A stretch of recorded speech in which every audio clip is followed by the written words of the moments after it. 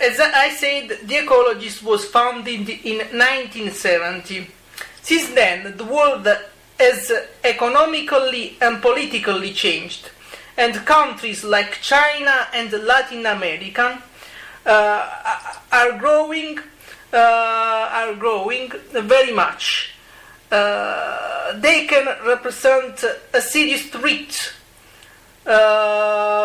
for the planet, and what we can do, on these countries can do, in order to avoid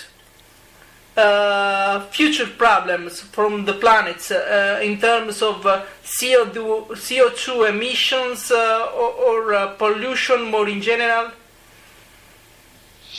Well, the countries you mentioned again are what? India, China, Brazil, the BRIC countries?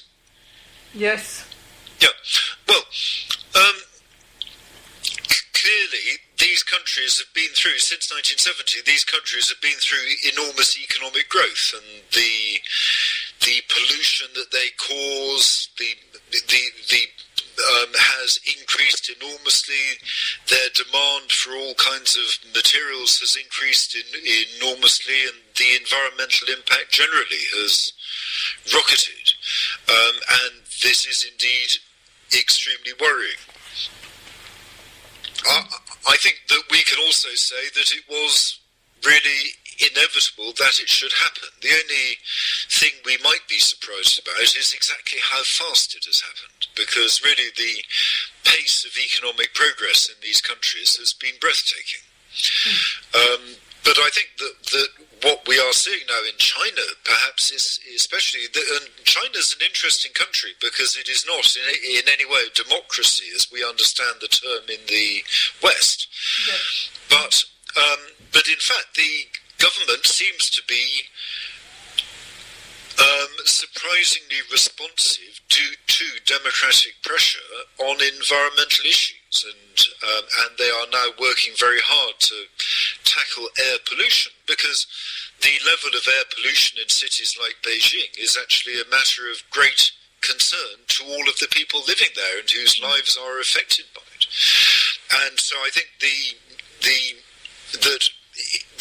Chinese government is desperately trying to meet the conflicting demands of its people for a higher standard of living and greater energy use and more material goods, but in a way that does not cause ever more pollution and environmental destruction.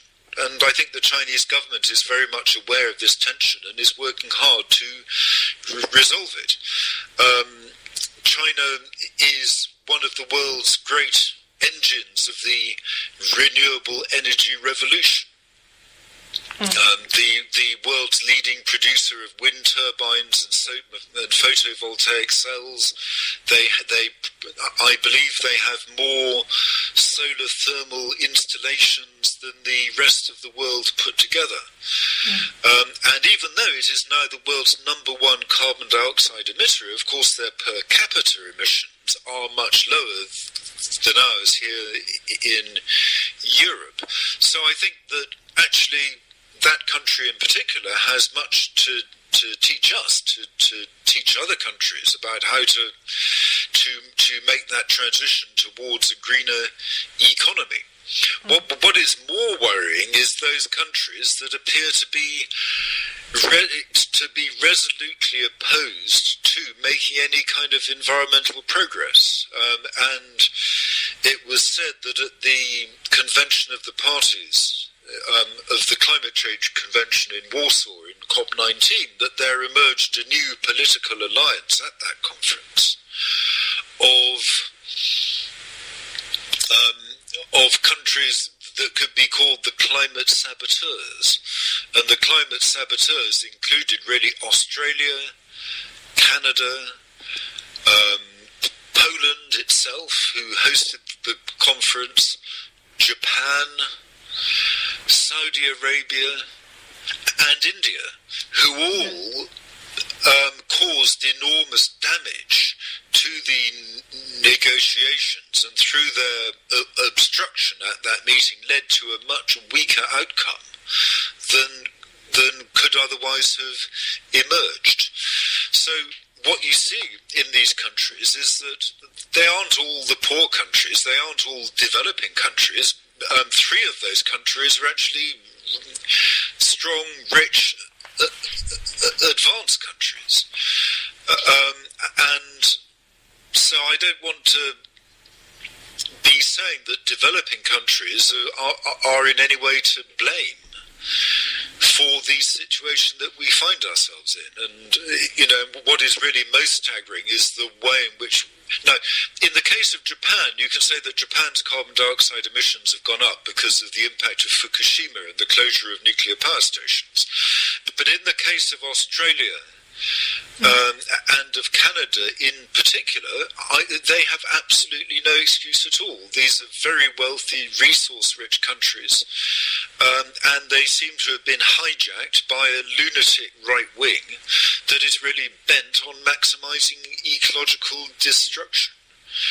So those perhaps are the most worrying countries because of this outright destructive political tendency, closely linked incidentally to the Tea Party in America, which, thank God, it doesn't have much, well, it has some political power now, but not as much, fortunately, as those